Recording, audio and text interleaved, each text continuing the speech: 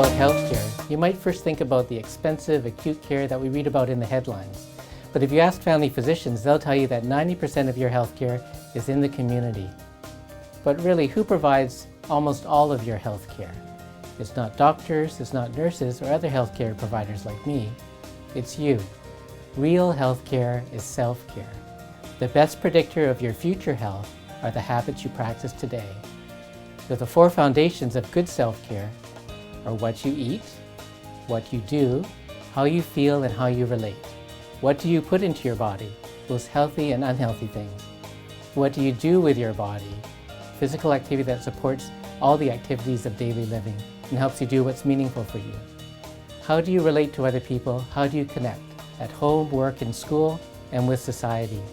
And finally, how do you feel? How do you recognize your emotions and how do you manage them? And how do you live a meaningful life?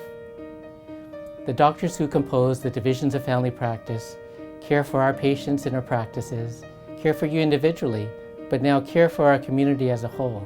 And we're involved in other stakeholders in providing the best healthcare that you can have and to make you the best self-care provider.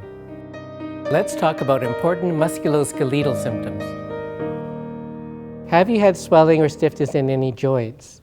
So stiffness in the muscles is fairly common, but if you've had progressive increased stiffness in a joint and swelling, it could be a sign of inflammatory arthritis, such as gout, which is usually red and hot, sometimes the big toe, but it could be other joints as well.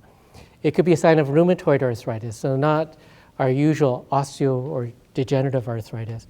So rheumatoid arthritis, if it's untreated, is sometimes associated with fever or systemic symptoms, but it can be, like what I had, a lot of swelling of the joint and general malaise, or not feeling well.